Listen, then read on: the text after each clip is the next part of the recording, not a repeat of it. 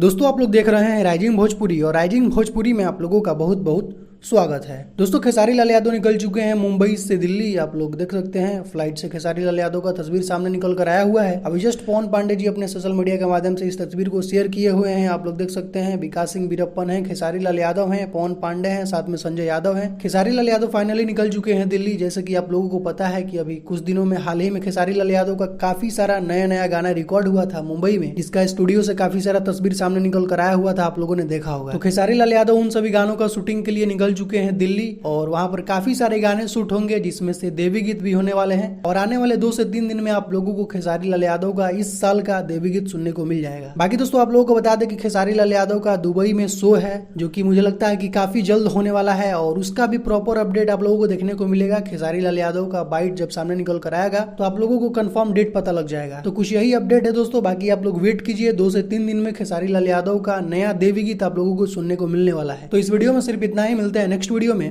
Thank you so much.